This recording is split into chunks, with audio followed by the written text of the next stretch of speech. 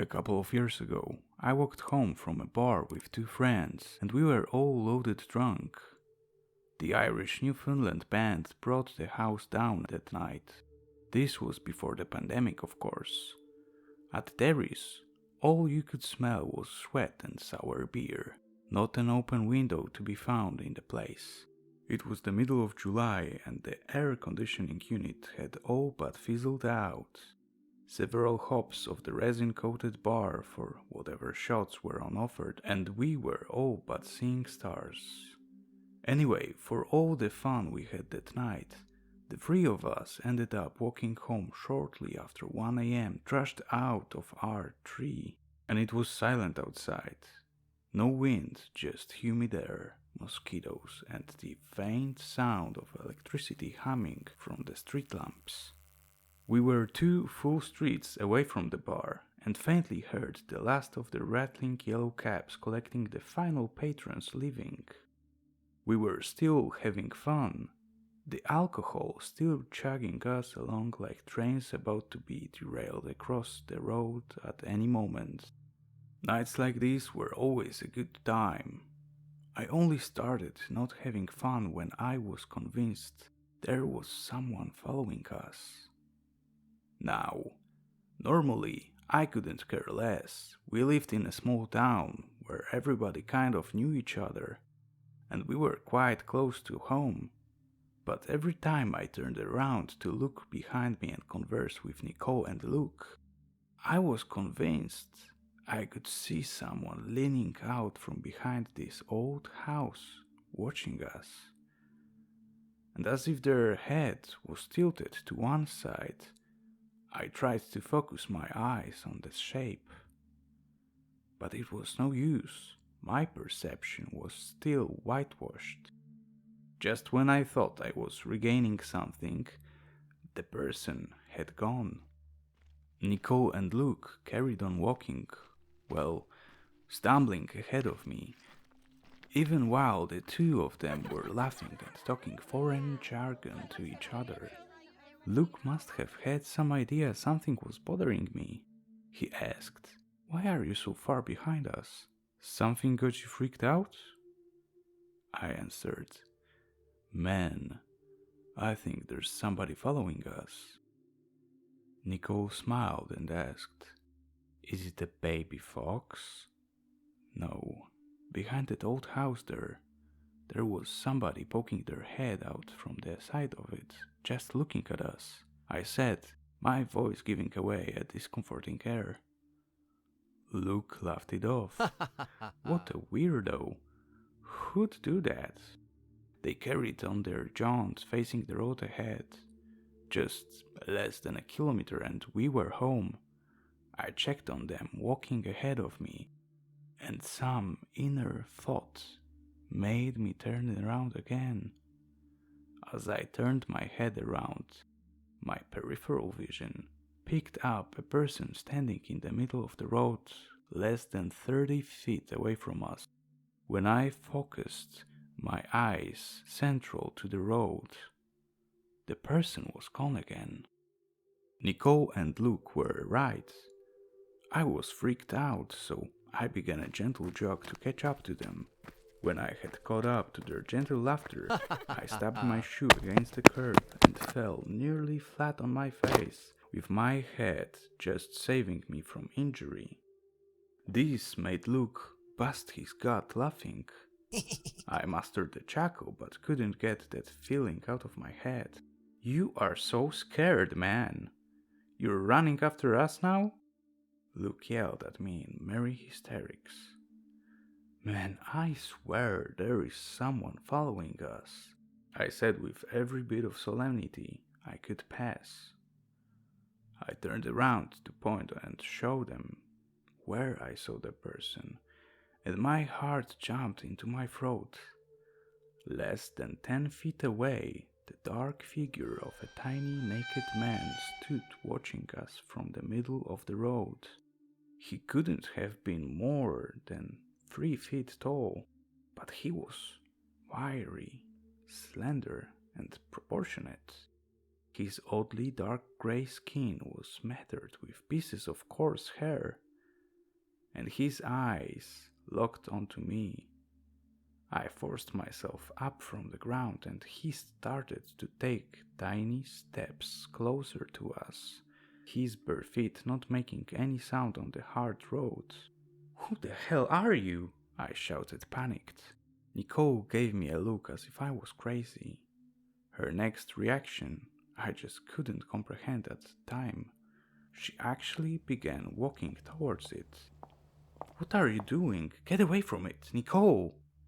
Nicole didn't bat an eyelid and wore an expression as perplexed as mine. What she said next made no sense.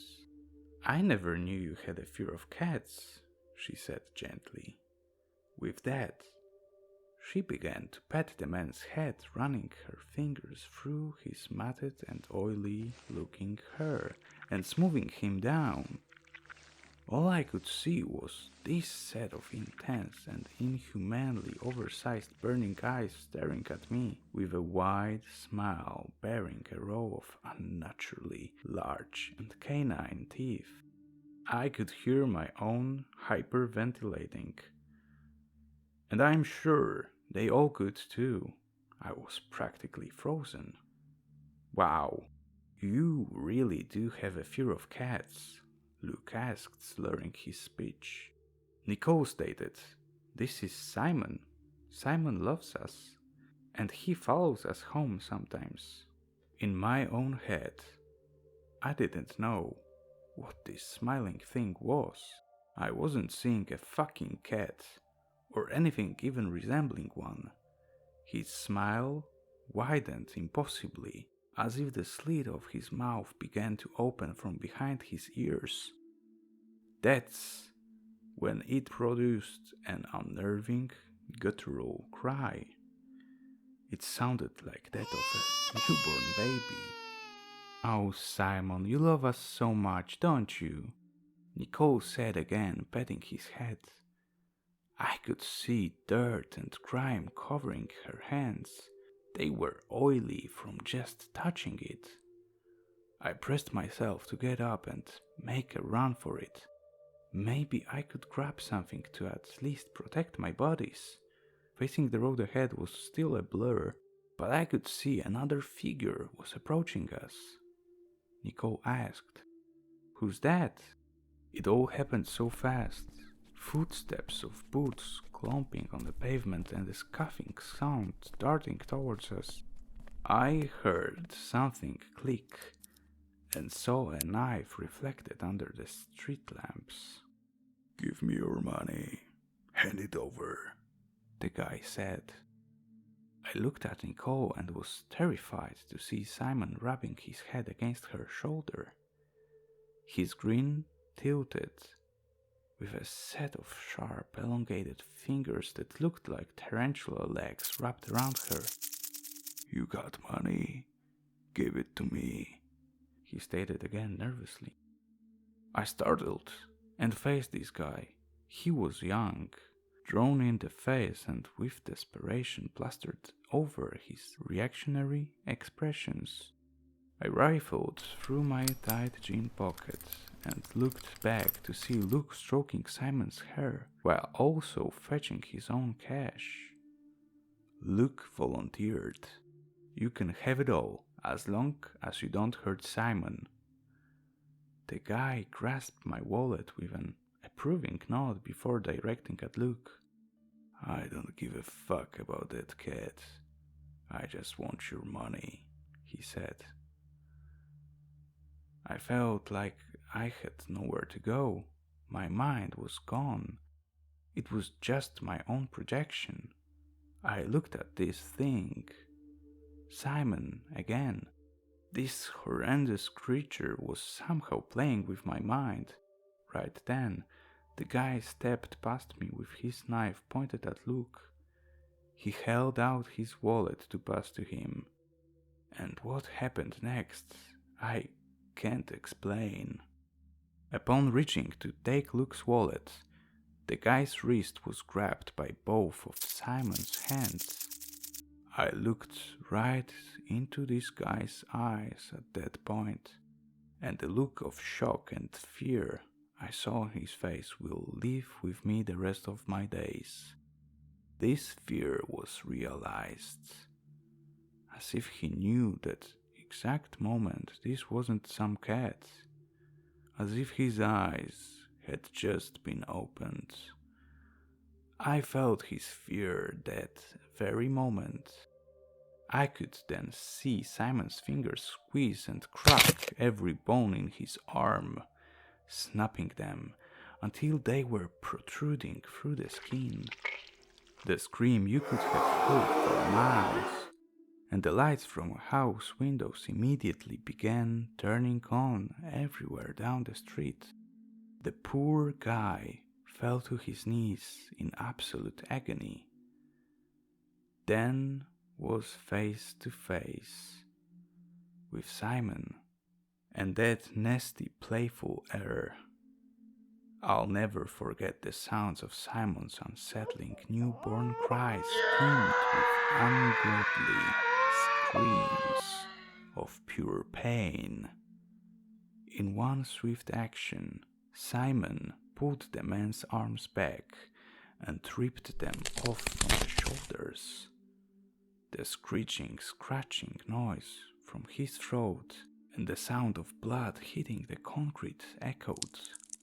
Luke and Nicole, they just stood out of the way, watching nonchalantly, tuned out to what was really happening. The man was now violently convulsing on the road, and I was too scared to do anything. I watched through my distorted view and just hoped that I wouldn't be next. Looking on for a few moments at his face, withered and sweating, breathing out his last bit of life, the shock ripped the blood from his heart and drained out through his stumps all over the road. A few more desperate breaths, and he was dead. When I looked to Luke and Nicole again, Simon was resting his naked body across their knees on the ground, the weight appearing to have no effect on my friends. With pure joy emanating from him, Luke was just stroking Simon's hair. I heard more footsteps rapidly coming from somewhere, and on top of that, alarmed breathing. I just couldn't process any of it right then. "Oh my God, what happened?" one of the neighbors asked. Simon stared at me, as if trying to decipher my own next move. I didn't budge. Then Nicole spoke. "I don't understand you, Simon. You're usually so lovely."